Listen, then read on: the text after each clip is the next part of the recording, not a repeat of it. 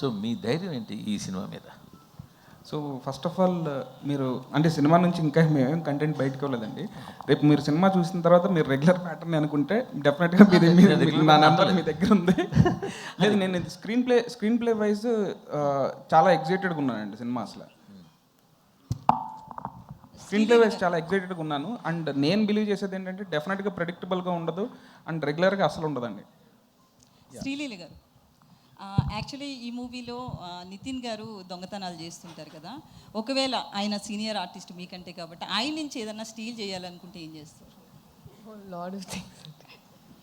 But I think he's a very, very patient person and very sweet smile. So he ran do. And సినిమాలో stole my heart, but it's okay. Nitin, అప్పటి నుంచి దొంగతనం నేను చూస్తున్నాను. Director గారు దొంగతనం అంటున్నారు, స్టీలింగ్ హార్ట్ గురించి చెప్పలేదు మీరు. నితిన్ ఇక్కడ లక్ష్మారనా సార్? ఇప్పుడు జనరల్గా తెలుగు సినిమాలో 1-2 క్యారెక్టర్లు చేస్తేనే జనాలు చూడట్లేదు పెద్ద పెద్ద హీరోలను. మీరు కూడా పెద్ద హీరోనే కాదనట్లేదు నేను, కానీ ఇన్ని క్యారెక్టర్లు చూస్తే జనాలు ఎట్లా రియాక్ట్ అవుతారు అనుకున్నారు? అంటే ఎన్ని క్యారెక్టర్లు అంటే ఈ క్యారెక్టర్ స్క్రీన్ మీద అంటే the won't stay for more than 2 minutes 3 minutes అంతే.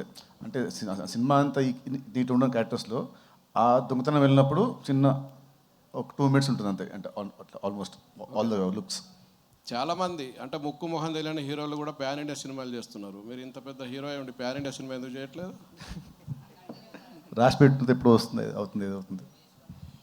సపరేట్గా ప్లాన్ చేసి ఉంటే అది సెట్ అవ్వదు. అలాంటి స్టోరీ రావాలి, అలాంటి డైరెక్టర్ రావాలి, అన్ని సెట్ అవ్వాలి. So I leave it to the destiny. Robin hood సినిమాలో నితిన్ ఇంకో లెవెల్కి వెళ్ళడానికి అవకాశం ఉందా ఈ సినిమా తర్వాత? అది వెంకీ చెప్పాలి. చెప్పండి సార్, జెన్యున్గా మాట్లాడుకుంటే ఎవరిని అడిగినా ఇంకో లెవెల్ వెళ్ళే అవకాశం ఉందంటే ఉందని అంటారు కదండి. మనం కోరుకునేది కూడా వెళ్ళాలనే కదా. లేదు సార్, 100% అది నమ్మే ఉన్నాం సార్. డెఫినెట్గా ఇంకో లెవెల్ వెళ్తారని మేము. ఆ లెవెల్ వెళ్ళడానికి మీ దగ్గర ఉన్న పాయింట్స్ ఏంటి? అది నితిన్కు ఉన్న క్వాలిటీస్ ఏంటి అందులో? అంటే నేను ఆయన మంచి కమర్షియల్ హీరో అని బిలీవ్ చేస్తానండి. సో ఆ కమర్షియల్ ఎలిమెంట్స్ అన్ని సినిమాలో ఉంటాయి. అండ్ డెఫినెట్గా ఏంటంటే కమర్షియల్ సినిమాల్లో మేజర్ సెట్ బ్యాక్ వచ్చి ప్రెడిక్టబిలిటీ. బట్ ఈ సినిమాలో ప్రెడిక్టబిలిటీ ఉండదండి. Thank you.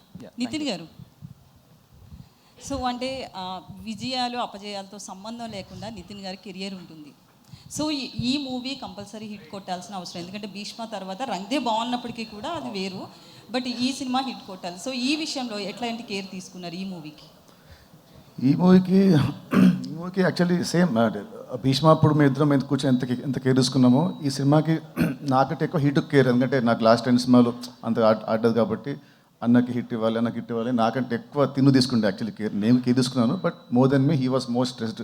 అన్న ఈసారి కొడితే ఈసారి గట్టి కొట్టాలి, అలా ఇలా కాదు నెక్స్ట్ లెవెల్లో కొట్టాలి అని అదే అనుకుని ఫస్ట్ షూటింగ్ కథ రాస్తున్నప్పటి నుంచి షూటింగ్ అయ్యే వరకు ఇప్పుడు ఎడిటింగ్ నుంచి వరకు కూడా మీ ఇద్దరము అదే కాన్ఫిడెన్స్తో అదే దీంట్లో ఉన్నాము.